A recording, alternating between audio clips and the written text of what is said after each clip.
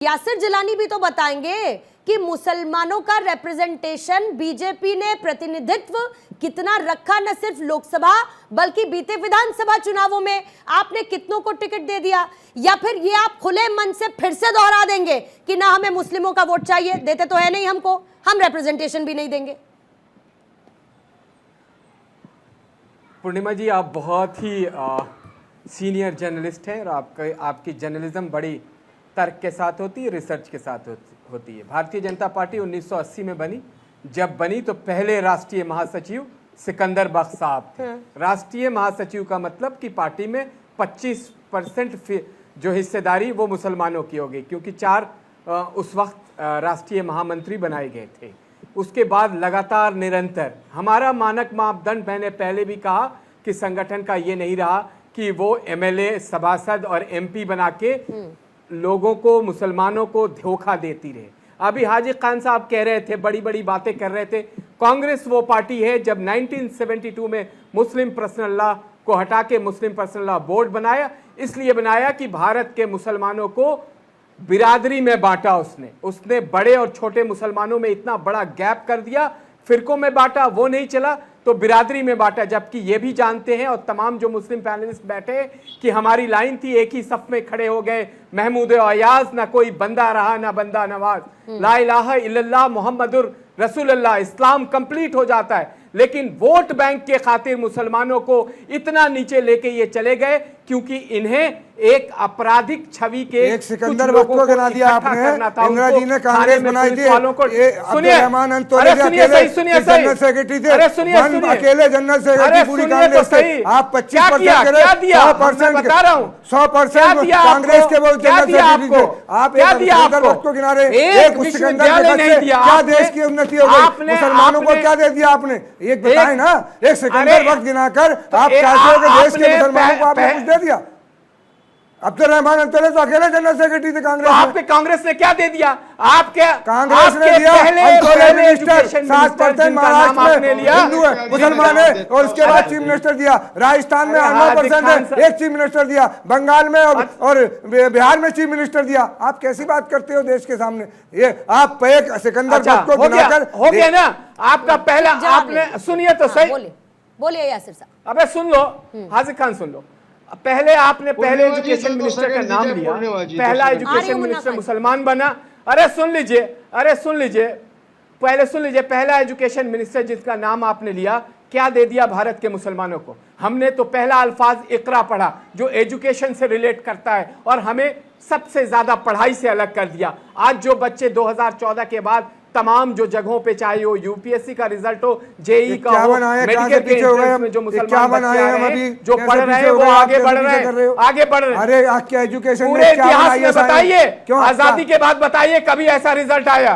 अरे कभी ऐसा रिजल्ट आया तो बताइए। इससे पहले भी आप बताइए कभी ऐसा रिजल्ट आया? बात करते हैं आप। अरे तो वो आप बताइए ना, कभी नहीं आया, कभी नहीं आया। क्वालिफिकेशन, अपनी नॉलेज, अपनी उस पर है। किसी में भारतीय जनता पार्टी, किसी सरकार या कांग्रेस का उसमें कोई देन नहीं है। ये तो अपने बलबूते पे आए, अपनी एजुकेशन, अपनी नॉलेज के एतबार से आए। यासिर जिलानी जी 20 सेकंड में, हाँ 20 सेकंड में बात पूरी करिएगा। पूर्णिमा जी देखिए, ये अनपार्लियामेंट्री अल्फाज का इस्तेमाल किसी ने किया है, उसको रोकिएगा, नहीं तो इतनी बदतमीजी उनके साथ कर दूंगा कि वो उठ के चले जाएंगे। तो इसलिए उनको रोकिएगा, अभी मेरे कानों में पहुंचिए। मैं चाहता हूं कि एक सभ्य तरीके से डिबेट हो और मैं बिल्कुल तर्क के साथ डिबेट करता हूं। और मैं हाजिर खान से सिर्फ ये सवाल कर रहा हूं कि जिन मुस्लिम मंत्री का नाम लिया, एमपी का नाम लिया, मुसलमानों के लिए एक जामिया और एमयू के अलावा कोई तीसरा इदारा क्यों नहीं बना? क्यों मुसलमानों को नहीं दिया कोई? मोहम्मद अली गौहर यूनिवर्सिटी बंद करा दिया आपने बंद नहीं करा दी भारतीय जनता पार्टी ने। मोहम्मद अली गौहर यूनिवर्सिटी क्या खाली मुसलमानों के लिए बनाएगा? क्यों अगर अपराधी बनाएगा, जो अपराधी बनाएगा, अपराधी अपने मुकदमे खुद करे पड़े, अपराधी बता रहे दूसरे को। अरे भाई कोर्ट अपराधी बताएगा, वो अपराधी हो जाएगा। आप जिसका चाहोगे अपराधी करो। 335 एमएलए अपराधी है, उत्तर प्रदेश में 335 एमएलए अपराधी है। आप एक की बात कर रहे हो। दो चीजों को मिक्स नहीं करेंगे यहाँ पर, दो चीजों को मिक्स नहीं। तो वो उस पर अरे वो ने बना दी यूनिवर्सिटी से, उस अपराधी का कुछ लेना देना नहीं, वो लोगों की एजुकेशन हासिल होगी उससे। अरे गरीब मुसलमानों की जमीन को कब्जा करके बनाया। अरे उसका मुआवजा दो, सरकार दे मुआवजा उसका, गरीब की सरकार अपने अंडर में ले।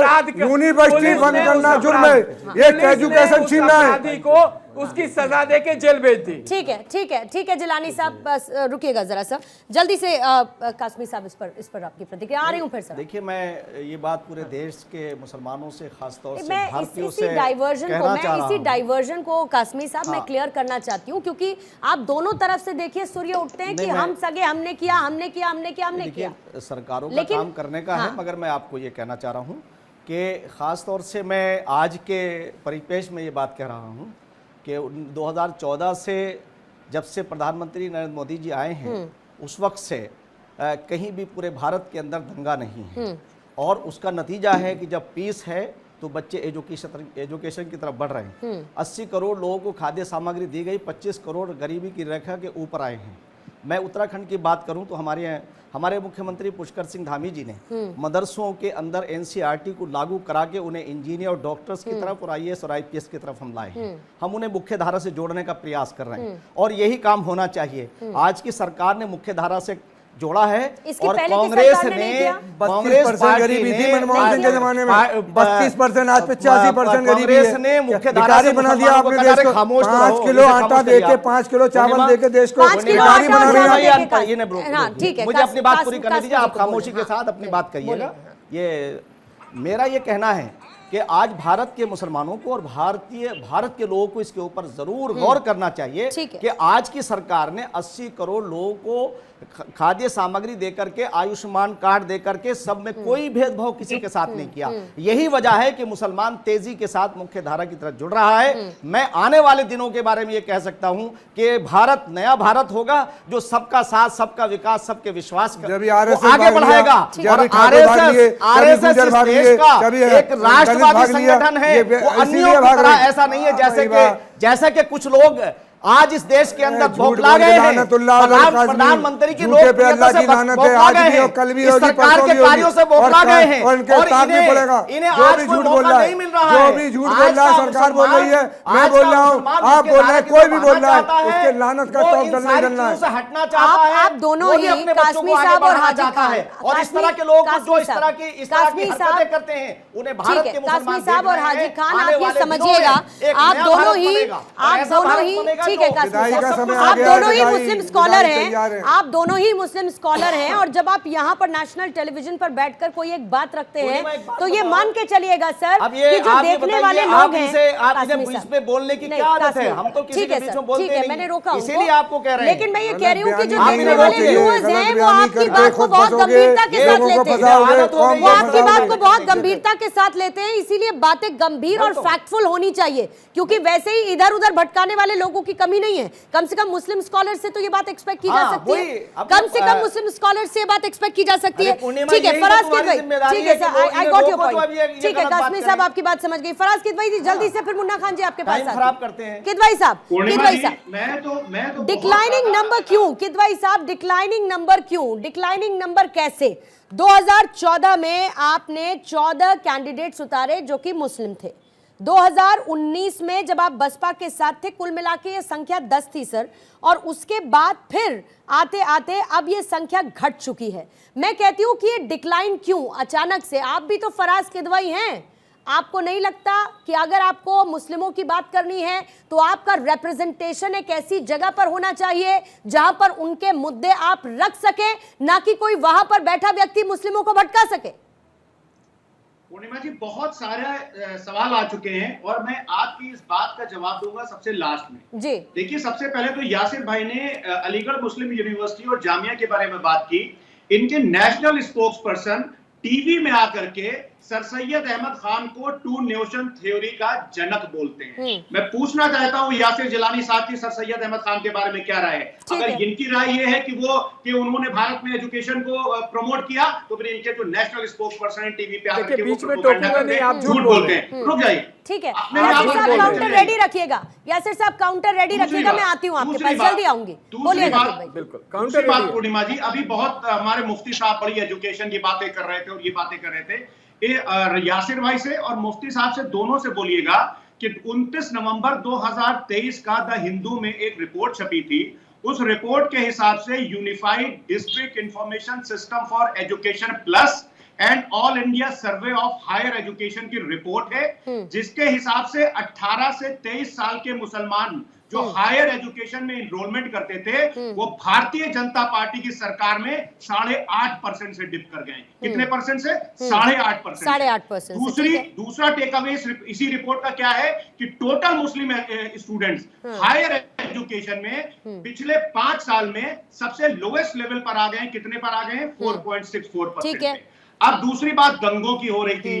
पूर्णिमा जी देखिए, मैं कुछ भी बात करता हूं मैं अपनी तरफ से कभी नहीं करूंगा, फर्जी बातें। मुफ्ती साहब से बोलिएगा कि एनसीआरबी क्या होता है, आपसे पूछ लेंगे।